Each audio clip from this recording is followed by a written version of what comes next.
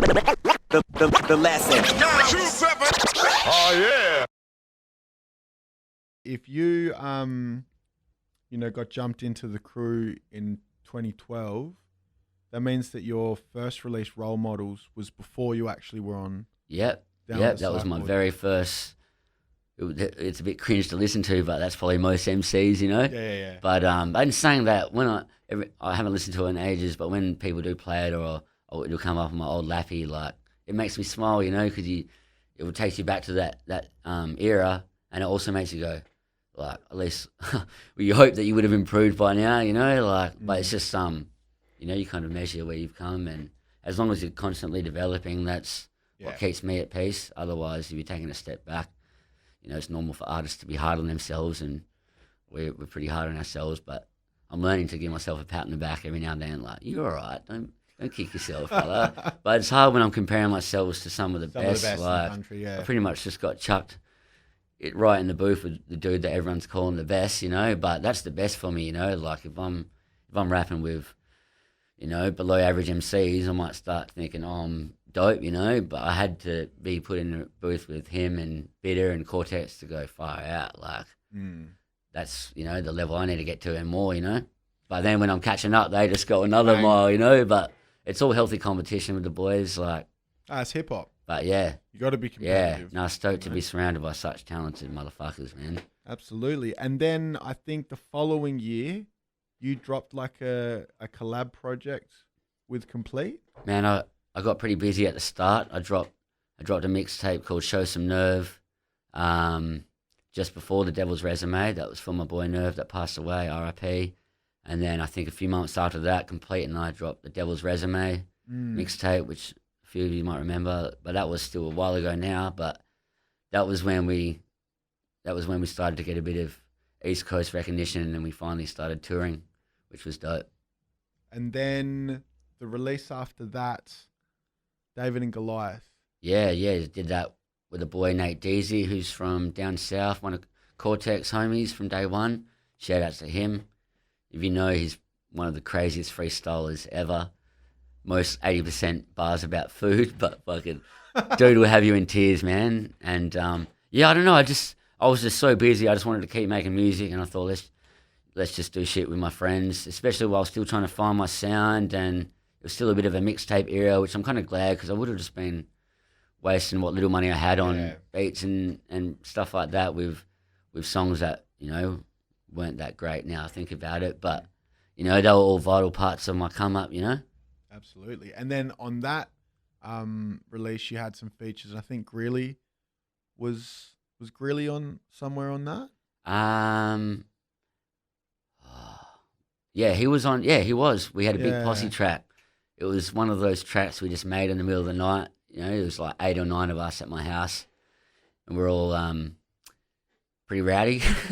And yeah, one by one, you just had one, you know, bit of a leaf. We'd wake up at the couch. He'd come in, drop a 16. We had Paulie P, Cortex, I can't remember who else, but yeah, it was crazy, and it was even more spun out because it was, I think, the next night it was already getting played on radio back home. I was thinking these people knew the level that this got made on, and how quick it got made, you know. But yeah, but you know, like I said, that, you know, they're good times for us, and those songs kind of make me, you know, my memory's a bit shaky these days. So film clips and songs, you know, when you hear that stuff, it takes you back to where you were when you did it. And yeah, shout outs to Greeley. Yeah, stoked that he's back home, and yeah, catching up with him this weekend will be good. Oh, word. Yeah, and I mean, you know, Greeley, he's one of, you know, my favorites in, you know, the Oz rap scope, scene, game, whatever you want to call it. Because he really has put in a lot of work over a long period of time. Yeah. And had his hand in a lot of influential shit. Yeah. Very selfless as well. Like, possibly the most selfless dude I've met. 100%. Even beyond hip hop. Yeah. Like, just an absolute. One of the best friends I've made through the music too, outside of WA, him and Manners, so shout outs to them. And then and I mean, he was here that last time that you guys did the gig down south. Yeah. Now, you know, he's I think he really put Tassie on the map. You know, that whole THC thing. Yeah. Plus everything that he's, you know, he's the dude that was involved in putting the Cursor 60 battle together. Yeah. Dundee and Cogs. Yeah, like the list goes on. He's been a real advocate for battle rap in particular as well. Yeah. As just the Oz. Just a mad people's person. That's right. Yeah, he's like the mayor of the shit. Yeah, no, I'm looking forward to seeing him. You know, he shouldn't have. Yeah, they did him dirty. They shouldn't have done him like that. Yeah, but they did. But he's out now. Yeah, which is good. So we'll all get to catch up and hang out soon. And he's good at keeping a positive mind state. If anyone does. Yeah, he's the man at that shit. Now, when you were coming up, you know, how did you first link up with Grills and develop, you know, that friendship? So yeah, Complete and myself. Our first song we did together was called Shenanigans. It was like our first like buzzing song back home, and we ended up running a tour off that. Like late. It was just after we dropped Devil's Resume, so I think it was like we just did Perth, Melbourne, and Brisbane. Mm-hmm. So yeah, we've gone over to Melbourne, and Cortex was. Well, he hasn't battled for a while, but he's been battling for a long time and was always getting flown over doing battles. And he basically said, look, there's this dude in Victoria, you need to link up with him. They've been doing these D-Corp ciphers. And, and he said, Grills was like, yeah, we can do a music video for you too. So we've rolled over there, went to the LMG studios, which I don't think it's still going, but we've rolled up there. And met a heap of MCs, and we ended up doing a video for Shenanigans, and then we did the D-Corp Cypher 5, which was like what kind of really boosted Complete and myself over East.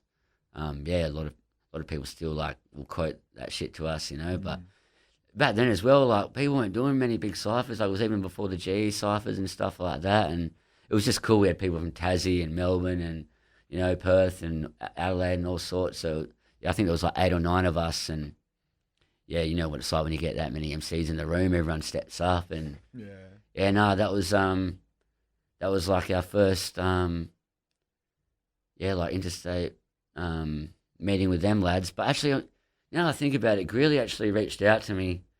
I had a battle with, I can call it that, back home, with this dude that I was having a few troubles with. It was ages ago, but it was kind of cool. We were supposed to do it inside. It was when they were still doing Perth City battles. Yeah, okay. And the bloke hasn't showed up, and there was a lot of smack talk. So it was like, man, I wanted to get my. Yeah, you know, I had people saying they were going to flog me and all this shit. I was like, okay, you know. But they were speaking. They hadn't, you know, I'd never battled, so you don't know what I'm coming with, you know. And then old mate's gone first, and then as soon as I started rapping, I seen a bit of a change in everyone's face. Like, okay, he ain't playing, you know. And then it ended up getting pretty heated. Like we ended up doing it on the street because he came too late with the venue closed. But it was fitting because it was a street situation, you know. And just randoms were coming along, and then we did the rounds. And I'd never done a written battle. Like I'm a freestyler, especially back then. That's all I'd ever done. And then this dude's gone, you know, freestyle, do a real battle. So I went, okay. And then I showed him what I could do, and the rest is history. Grills reached out to me, and he was about to come over and battle Cortex, and he just showed me respect because he was one of the biggest battlers then, and I think he just beat 360 at the time, and yeah, so he reached out to me, and then ever since then, yeah, that's my boy.